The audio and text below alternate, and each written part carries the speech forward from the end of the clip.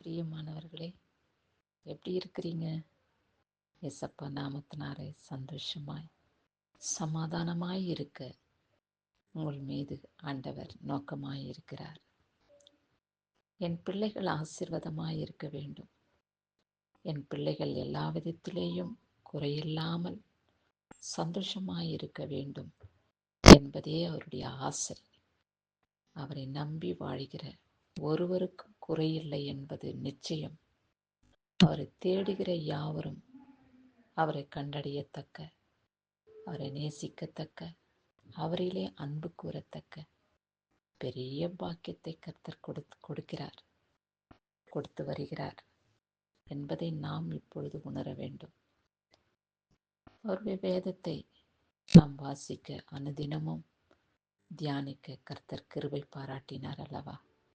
அவருடைய பரிசுத்த நாமத்துக்கு கொடான கொடி ஸ்தோத்திரம். ஒவ்வொரு நாளும் ஒவ்வொரு வேத பகுதியின் வார்த்தைகளை கர்த்தர் நமக்கு கொடுக்கிறார். அந்த வார்த்தைகளை நாம் மனனம் பண்ணி நம் உள்வாங்கி கொண்டு அந்த வசனத்தை சமயத்துக்கு ஏற்ற இடங்களிலே அந்த வசனம் நமக்கு ஆசீர்வதிக்கப்பட்ட ஒரு வாழ்க்கையாக, ஒரு வசனமாக காணப்படும் என்பதில் சந்தேகமில்லை. கர்த்தருடைய கிருபையுள்ள கரம் நம் அனைவரையும் தாங்குகிறதல்லவா? அவருடைய நேசக்கரம் நம்மளை பிடித்து வழிநடத்துகிறது என்பதை நாம் உணர வேண்டும். இந்த நாளிலும் கூட கர்த்தர் நமக்கு என்ன கொடுத்திருக்கிறார் என்பதை கர்த்தருடைய வசனத்தை உணர்ந்து நாம் தியானிக்கும் பொழுது அதில் உள்ள மகிமை நமக்கு வெளிப்படும். வேதத்தை வாசிப்போம். சங்கீதம் 119 அதிகாரம் என்ன சொல்ல உள்ளது என்று பார்க்கும் பொழுது, உம்முடைய வேதத்தை நேசிக்கிறவர்களுக்கு சமாதானம் உண்டு, அவர்களுக்கு இடரல் இல்லை என்று சொல்லியிருக்கிறது. உம்முடைய வேதத்தை நேசிக்கிறவர்களுக்கு எப்படி உண்டாம்? மிகுந்த சமாதானம் உண்டாம்.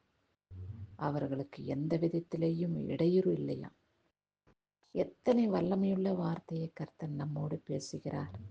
என் மகனே, என் மகளே, இதை நீ கவனித்துப்பார், இதை நீ சிந்தித்துப்பார். என்னை நேசிக்கும் பொழுது, என்னிடத்தில் நீ அன்பு கூறும் பொழுது ஒரு குறைவும் இல்லை என்பதை நீ உணரும்படியாய் உன்னோடு கூட நான் இருப்பேன். உன் தேவைகளை நான் பூர்த்தி செய்வேன், நான் ஆசீர்வதிப்பேன். நீ எந்த விதத்திலேயும் இடரல் அடையாதபடி, தடுமாற்றம் ஏற்படாதபடி, திகைத்து நிற்காதபடி நான் உன்னோடு கூட இருந்து மிகுந்த சமாதானத்தை உனக்கு கொடுத்து உன்னை காத்துக்கொள்வேன் என்று உருக்கமாய் உங்களோடு கூட கர்த்தர் பேசுகிறார். அவருடைய வார்த்தையை நீங்கள் தியானித்து வசனத்தை தியானிக்கும் பொழுது கருத்தில் இதில் இருக்கிற பொக்கிஷமான வார்த்தை நமக்கு வெளிப்படும்.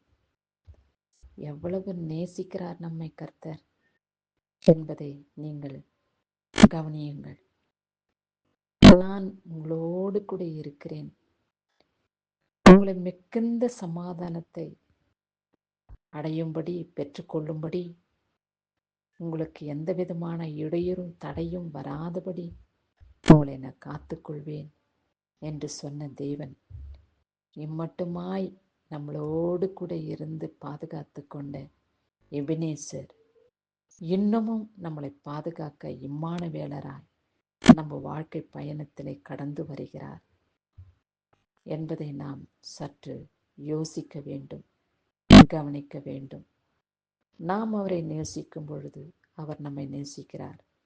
நாம் அவரிடத்தில் அன்பு கூறும் பொழுது அவரும் நம்மிடத்தில் அன்பு கூறுகிறார். பெறப்பட்ட வல்லமையுள்ள தேவனை நாம் ஆராதனை செய்து ஒவ்வொரு நாளும் ஒவ்வொரு தினமும் புதிய புதிய அற்புதத்தையும் ஆசீர்வாதத்தையும் பெற்றுக்கொள்ள ஆயத்தப்படுவோம். கிறிஸ்துவுக்கு மகிமை உண்டாகட்டும். ஆமேன்.